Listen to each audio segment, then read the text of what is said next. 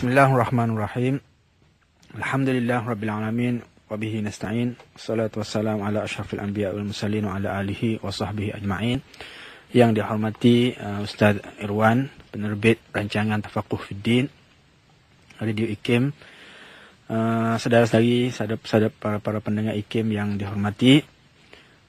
Dalam siri yang sekarang lepas, kita telah melihat bincangkan tentang aspek tanzih Allah SWT, bahawa Allah SWT itu tiada sekutu baginya. Dan dalam teks Abu Hanifah disebut la yashbihu syai'an minal asya'i min khalqihi, dia tidak menyamai, menyerupai apapun daripada ciptaannya, dan tiada suatu pun ciptaannya yang menyerupai dia. Sama ada dia menyerupai makhluk atau makhluk menyerupai Allah SWT, kedua-duanya tak berlaku. Dan semua ini menegaskan tentang bahawa Allah SWT itu sama sekali tiada sekutu baginya. Dan disebut tentang sifatnya yang kekal, abadi, azali. InsyaAllah hari ini kita akan baca tentang sifat-sifat yang disebutkan oleh Abu Hanifah. Sifat-sifat Allah yang disebut sebagai sifat zatiyah dan sifat fi'liyah. Dalam teks yang lepas, bila Abu Hanifah menegaskan bahawa Allah SWT itu tidak menyamai ataupun tiada sekutu baginya, dia merangkumkan dalam 3 perkara. Pertama sekali dia sebut tentang nama, asma', dan yang kedua adalah sifat. Dan sifat itu dibahagi kepada al-zatiyah dan al-fi'liyah. Hari ini insyaAllah kita akan cuba lihat tentang sifat zatiyah yang disenaraikan oleh Abu Hanifah dalam kitab dia Al-Fiqhul Akbar. Abu Hanifah menyebut, amma dzatiyatu fal hayatu wal qudratu wal ilmu wal kalam was sama' wal basar wal iradah. Beliau menyenaraikan sifat zatiyah yang merangkumi sifat hayah, sifat qudrah, sifat ilm, sifat al-kalam, sifat sama', sifat al-basar dan sifat al-iradah. Apa kaitan perbahasan tentang apa yang kita akan baca nanti ini dengan apa yang ditegaskan sebelum ini tentang tiada sekutu bagi Allah SWT dalam nama dan sifatnya. Pastinya apa yang kita baca sebelum ini di peringkat awal lagi, apabila Abu Hanifah menegaskan tentang tauhid Allah SWT itu, bahawa dia tiada sekutu baginya, tiada syarik baginya, dan seterusnya ditekankan pula tentang tanzih, tentang penyucian Allah SWT daripada sebarang persamaan, sebarang sekutu, dan kemudian dibawa penekan huraian tentang nama dan sifat-sifat ini. Secara konteksnya kalau kita lihat dalam penyusunan ataupun dalam pernyataan teks ini, apa yang dinyatakan di atas dalam bentuk tanzih itu juga terpakai di sini. Dengan maksud, apa yang kita akan bincang nanti, sama ada berkaitan dengan sifat zatiyah ataupun sifat fi'liyah, semua itu tak boleh kita bayangkan, tak boleh kita fahami sebagai suatu yang mempunyai persamaan dengan apa jua pun. Walaupun kita akan nampak ada perkara-perkara secara lafzinya, secara lafaznya ada persamaan, namun kita sama sekali tidak boleh membayangkan sebarang persamaan. Sebab ini boleh membawa kepada kekufuran, kepada kesyirikan kepada Allah SWT, kerana menganggap bahawa apa yang ada pada Allah, sifat-sifatnya itu juga adalah ada pada makhluknya.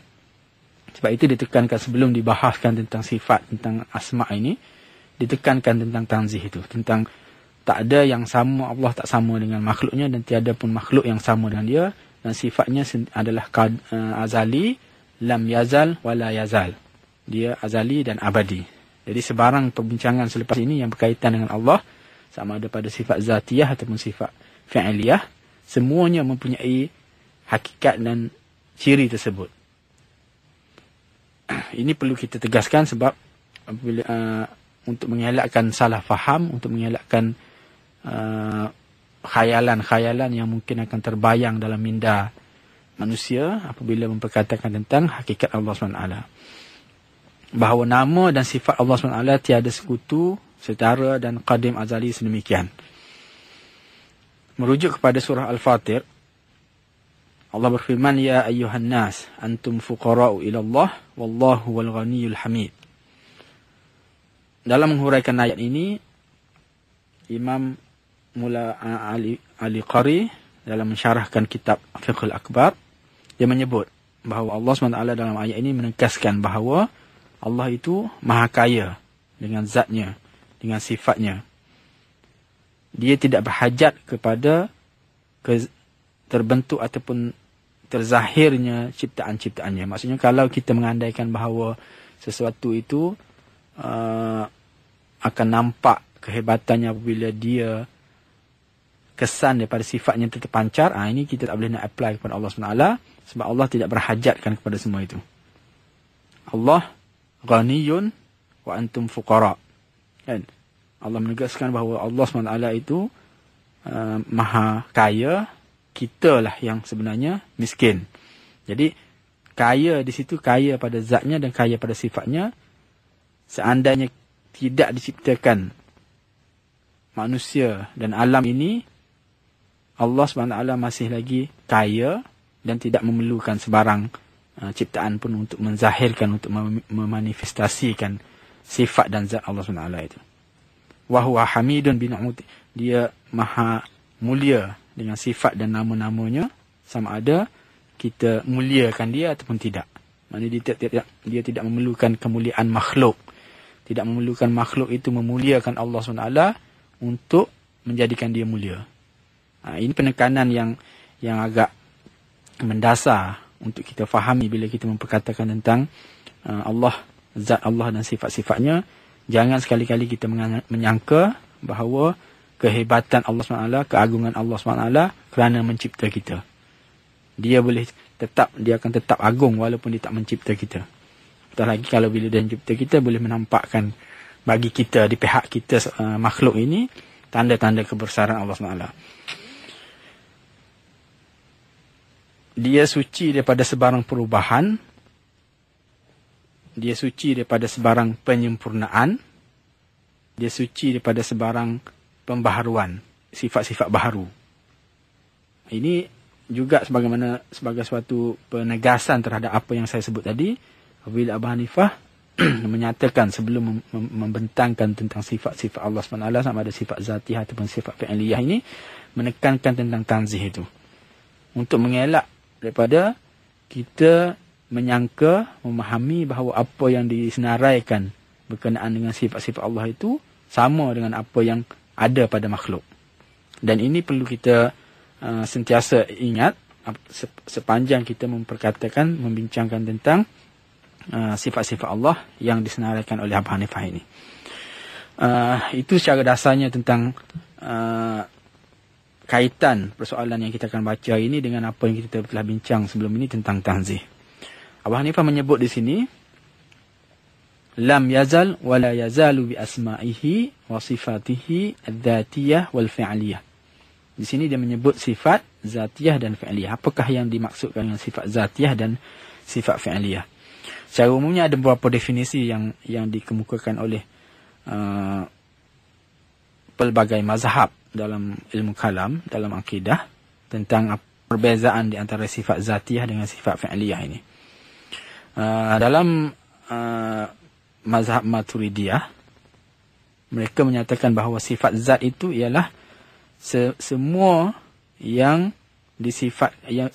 sifat yang Allah bersifat dengannya, wala yajuzu an yusaf bididdih. Sesuatu dan sifat tersebut tidak harus, tidak mungkin Allah bersifat dengan sebaliknya. Jadi sifat zat ialah setiap sifat yang Allah bersifat dengannya dan tak mungkin Allah bersifat dengan sebaliknya. Manakala sifat fi'liyah pula adalah semua sifat yang Allah harus bersifat dengannya dan juga bersifat dengan sebaliknya. Contohnya macam bila disebut dalam senarai itu sifat hayah. Sifat hayah itu sifat zatiyah. Bila kita padankan dengan definisi ini, semua yang Allah bersifat dengannya, sifat hayah itu Allah bersifat dengannya dan tak harus Allah bersifat dengan sebaliknya. sebalik daripada hayah itu mati. Jadi Allah tak mungkin bersifat dengan mati. Jadi kalau orang kata nature sifat tu sedemikian, itu dinamakan sifat zatiyah. Manakala macam sifat fi'liyah, Allah harus bersifat dengannya dan tidak juga, tak mungkin tak bersifat dengannya. Misalnya disebut sini at-takhliq, mencipta. Jadi tak semestinya bila Allah itu mencipta, dia tak boleh tak mencipta. Dia boleh je tidak mencipta dan dia boleh juga mencipta. Itu sifat yang sebegini dinamakan sifat fa'il ataupun sifat fa'iliyah. Itu dalam definisi Al-Maturidiyah. Kalau dalam mazhab kita Asy'ariyah, disebut sifat zatiyah itu apa yang melazimi pada penafiannya itu sebaliknya. Apabila kita nafi sifat itu, maka sifat yang berlawanan dengannya itu akan terpakai pada Allah SWT. Contohnya macam hayah tadi. Apabila kita menafikan sifat hayah daripada Allah SWT, maknanya lawan kepada hayah itu, iaitu mati, akan diletakkan pada Allah. Itu yang mustahil. Dan kalau ini sifat dia, maka sifat itu dinamakan sifat zatiyah. Sebab tu kalau kita lihat senarai sifat zatiyah seperti hayah, qudrah, ilm, kalam, sama', basar, iradah, semua itu kalau kita lihat lawan dia itu tak mustahil disifatkan kepada Allah Taala. Hayah lawan dia mati, tak mungkin Allah itu mati, mustahil Allah itu mati. Qudrat lawan dia lemah, tak mungkin Allah itu lemah. Ilmu lawan dia itu jahil, tak mungkin Allah itu jahil. Kalam lawan dia bisu, tak mungkin Allah itu bisu. Mendengar lawan dia pekak, tak mungkin Allah itu pekak. Melihat lawan dia buta, tak mungkin Allah itu buta. Berkehendak, tak mungkin lawan dia tidak berkehendak, tak mungkin Allah itu tidak berkehendak.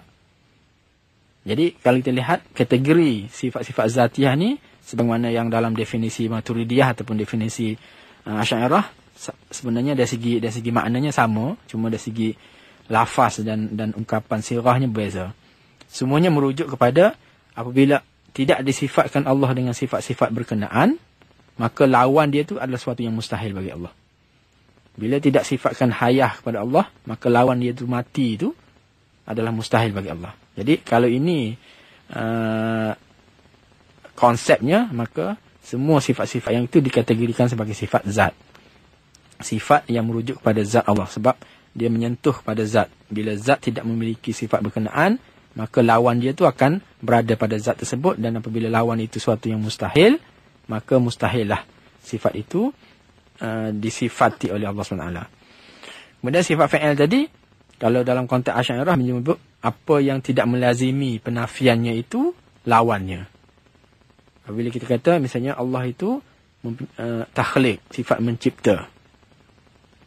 Sifat mencipta, apakah apabila kita nafikan bahawa Allah itu tidak mencipta, dia menjadi lemah ataupun menjadi mencacatkan zat dia? Tak, kan? Sebab dia tidak menyentuh kepada zat itu, tapi menyentuh kepada perbuatan, pada fi'il Allah SWT. Jadi Allah itu takhliq, dan Allah itu boleh juga tidak takhliq, tidak mencipta. Dan ini kita boleh lihatlah sebagaimana wujudnya alam ini sebelum ini tak wujud. Jadi sebelum alam ini wujud, maknanya Allah tidak mencipta. Tapi apakah bila tidak mencipta itu mencacatkan Allah SWT? Apakah menyentuh persoalan takdir, menyentuh persoalan kudrat dia? Tak. Sebab itu kita lihat kudrat itu diletakkan sebagai sifat zat, manakala mencipta itu disifatkan sebagai perbuatan, aktiviti itu, kan? Jadi ini secara umumnya yang boleh kita lihat apabila menyebut tentang sifat zatiyah dan sifat fi'liyah yang digagaskan oleh yang disebut oleh Abu Hanifah di sini, dan umumnya kalau kita baca dalam karya-karya ilmu kalam ataupun akidah, memang disebut pembahagian sifat sebegini. Dan ini semua sifat-sifat yang dinyatakan dalam senarai ini semuanya berdasarkan apa yang dinyatakan oleh Al-Quran dan Hadis. Itu secara dasar, secara umumnya tentang perbezaan di antara sifat zatiyah dan sifat fi'liyah, supaya kita dapat bezakan kenapa ini dinamakan sifat zatiyah dan ini dinamakan sifat fi'liyah. Maknanya secara mudahnya sifat zatiyah itu menyentuh tentang sifat, tentang zat Allah SWT, di mana penafian sifat tersebut bermakna Allah bersifat dengan sebaliknya. Dan apabila Allah bersifat dengan sebaliknya, maka itu adalah mustahil. Kan? Manakala sifat fi'liyah adalah tentang aktiviti, perbuatan Allah SWT. Dan ini tidak semestinya apabila dinafikan, dia akan mencacatkan dia menjadi sesuatu yang mustahil dinisbahkan kepada Allah SWT. Seperti sifat mencipta, memberi rezeki, kan, dan sebagainya. Dan inilah yang dapat kita perhatikan kenapa ulama kalam, ulama akidah membahagikan. Sebab nanti perbincangannya adalah berbeza. Perbincangan tentang setiap sifat ini adalah berbeza. Sebab satu menyentuh tentang zat Allah SWT dan satu lagi menyentuh tentang perbuatan Allah SWT. Kemudian kita lihat kepada sifat yang pertama yang Abu Hanifah nyatakan di sini, iaitu sifat al-hayah.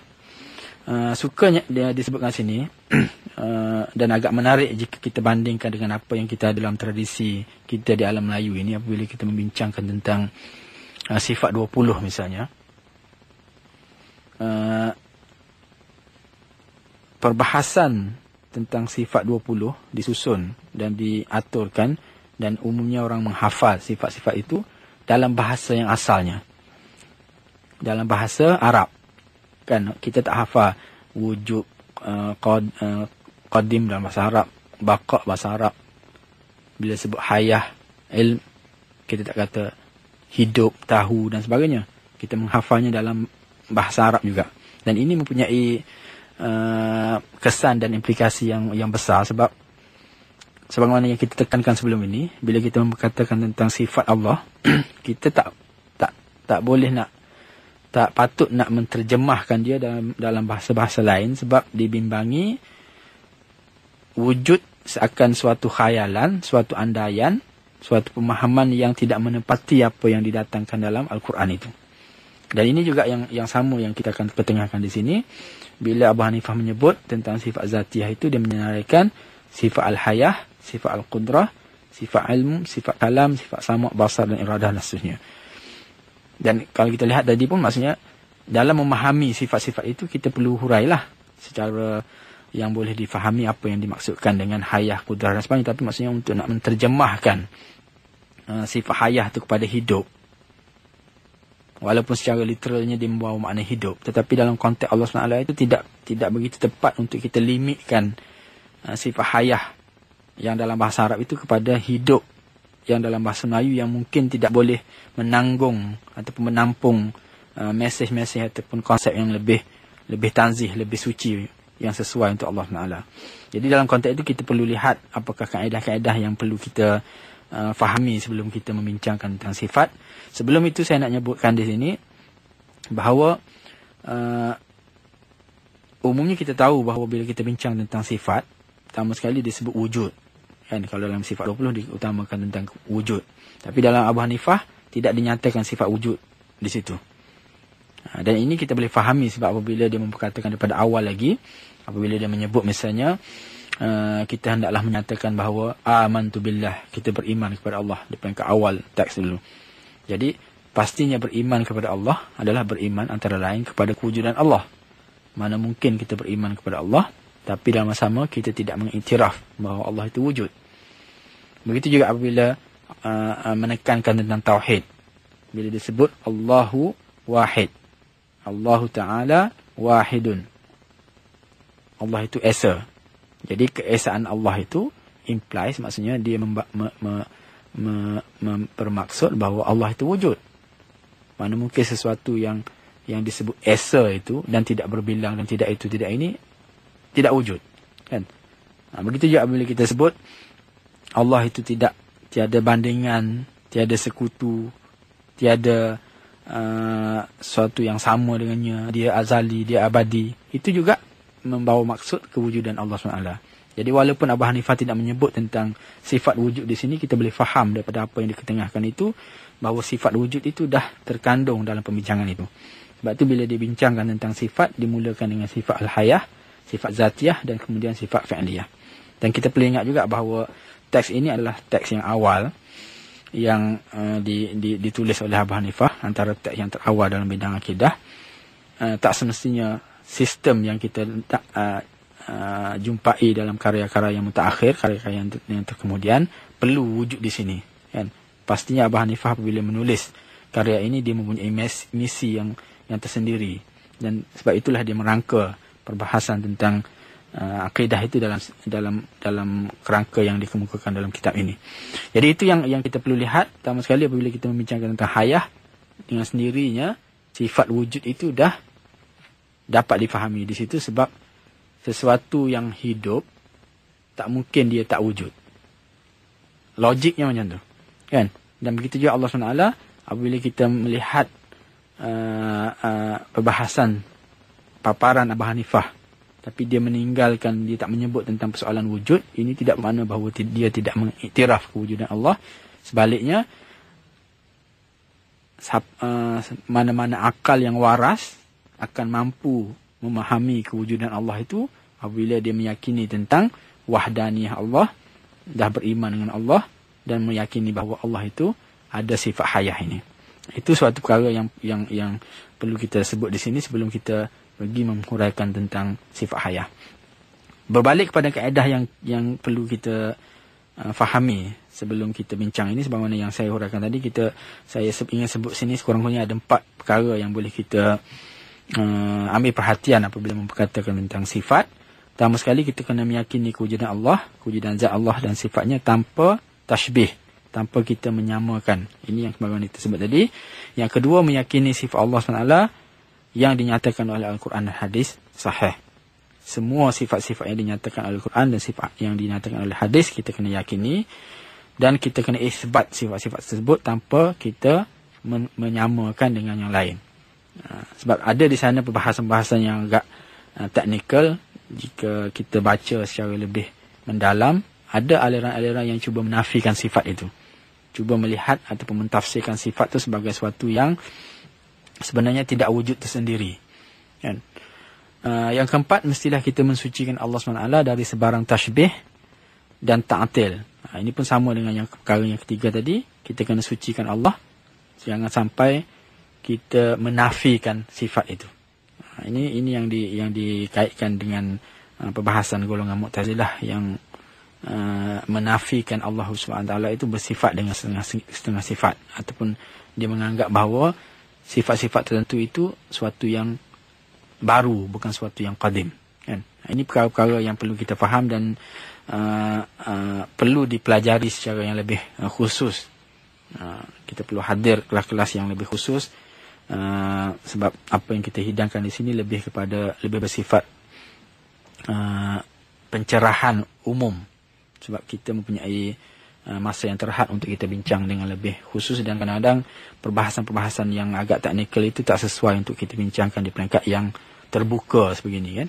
Jadi apa yang penting, tip-tip umum yang tadi yang kita kedengar tadi perlu kita ambil perhatian. Dan apabila kita membincangkan tentang sifat hayah, kita sebagaimana saya sebut tadi, sifat itu sendiri tidak patut kita terjemahkan sebagai hidup ataupun apa. Kita kena fahami hayah itu sebagai hayah, sebagai satu istilah. Sama juga seperti kalimah Allah, kita tak boleh nak terjemah dan sebagainya. Ini suatu yang penting kita sedari, sebab dia mempunyai implikasi apabila kita mengalihkan kepada bahasa-bahasa yang lain. Hayat Allah SWT tidak seperti hidupnya makhluk yang umumnya dikaitkan dengan nyawa dan lain-lain. Itu antara implikasinya. Sebab bila kita katakan bahawa Allah itu hidup, mungkin akan ada bayangan-bayangan ataupun khayalan-khayalan yang mengatakan bahawa Allah itu ada nyawa, ada nafas dan sebagainya. Itu yang kita bimbangi. Jadi sebaiknya kita jangan menterjemahkan hayah itu kepada hidup dan sebagainya. Sebab itu dalam sebagaimana saya sebut tadi, dalam perbahasan sifat 20, ulama kita dulu mengajar supaya kita menghafalnya sebagaimana asalnya. Dan ia ditarifkan sebagai, hidup itu ditarifkan sebagai sifatun azaliyatun taqtadi sihhatul ilmu limausufiha.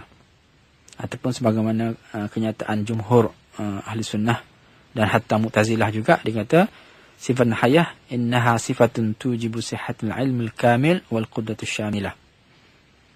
Hayah itu adalah sifat yang azali, yang memungkinkan, yang menjadikan zat Allah SWT itu benar untuk bersifat dengan ilmu. Maksudnya, sebagaimana yang kita sebut tadi, kalau Allah itu kita baca, Innallaha samiun alim. Allah itu maha mendengar dan maha mengetahui. Mana mungkin sifat mendengar dan sifat mengetahui itu wujud pada Allah kalau dia tak hidup, kalau dia tak ada sifat hayah itu. Ini yang dimaksudkan dalam definisi ini, sifatun azaliyatun, sifat azali yang dengan adanya sifat tersebut maka wujudnya ilmu pada zat Allah itu benar. Wujudnya ilmu pada zat Allah itu dapat difahami. Sebab tanpa sifat hayah, tak kira sama ada sifat ilmu ataupun sifat kudrat ataupun sifat apa sekalipun, tak mungkin akan wujud pada zat Allah kalau zat Allah itu tidak mempunyai sifat hayah. Ini yang kalau kita kaitkan dengan persoalan tentang sifat zatiah tadi, sifat yang mana bila kita nafikan sifat itu, sifat yang sebaliknya itu mustahil bagi Allah. Hayah itu, apabila kita nafikan hayah, maka sifat yang sebaliknya iaitu mati itu adalah suatu sifat yang mustahil bagi Allah. Itu pada definisi sifat zatiah. Dan bila kita lihat pada sifat hayah ini, tanpa hayah itu, mana mungkin sifat-sifat lain seperti sifat ilmu, sifat kudrat dan sebagainya dapat berada, dapat berlaku, dapat wujud pada zat Allah Ta'ala. Mana mungkin ilmu itu berada pada sesuatu yang tidak mempunyai sifat hayah. Kalau dalam konteks kita makhluk biasa ini, tak mungkin seseorang itu dikatakan masih mengetahui kalau dia dah mati.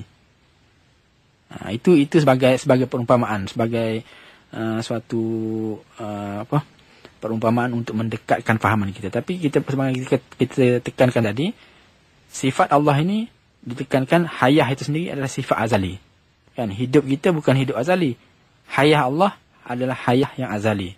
Yang mana apabila sejak azali lagi Allah SWT mempunyai sifat hayah, sejak azali lagilah juga sifat-sifat lain seperti ilmu, qudrat dan sebagainya dapat kita fahami bahawa ia juga adalah sifat-sifat Allah SWT. Tanpa hayah, maka sifat-sifat lain itu tak mungkin kita fahami bahawa ia merupakan antara sifat-sifat Allah SWT. Jadi ini yang ditekankan, yang digambarkan. Jadi maksudnya dia tak menterjemahkan suatu sifat yang kualiti hidupnya macam mana. Sebab itu tak boleh dikaitkan. Cuma yang kita boleh fahami daripada apa yang dipaparkan dalam Quran dan hadis dengan sifat Allah, Allahu la ilaha illahu al-hayyul qayyum. Kan, Allah itu adalah hidup, al-qayyum, berdiri ataupun dia wujud, tak bergantung kepada kewujudan lain. Dengan adanya sifat itu, maka kita dapat fahami bagaimana sifat-sifat lain juga adalah termasuk dalam sifat-sifat Allah. Sebab tanpa hayah, maka tidak mungkin Allah SWT bersifat dengan sifat-sifat lain. Jadi ini yang boleh kita ketengahkan dalam perbincangan tentang hayah. Sebab tu dalam banyak hal perbahasan tentang hayah ini umumnya seumpama sama dengan sifat wujud juga. Dia tak ada perbahasan sangat, kecuali bagi mereka yang menafikan kewujudan Allah. Bagi golongan yang menafikan kewujudan Allah, itu diketengahkan hujah-hujah tentang dalil kewujudan Allah. Tapi bagi mereka yang meyakini Allah, memahami bahawa Allah itu wujud, secara automatik seolah-olahnya kita boleh fahami bahawa Allah itu mempunyai sifat hayah. Tak banyak isu, tak banyak persoalan di situ berbanding dengan persoalan lain yang kita akan baca dalam sifat-sifat yang lain yang disebutkan oleh Abang Nifas ini, seperti sifat kudrat, sifat ilmu, sifat kalam dan sebagainya. Jadi dalam konteks itu umumnya dalam kitab-kitab kalam, kitab-kitab akidah, perbahasan tentang hayah tidak dibahaskan secara panjang, dibawakan hujah Al-Quran. Contohnya yang kita baca tadi, Hayyun Qayyum, sifat Allah itu Hayy dan Qayyum, kan? Dan hujah akalnya suatu yang seakan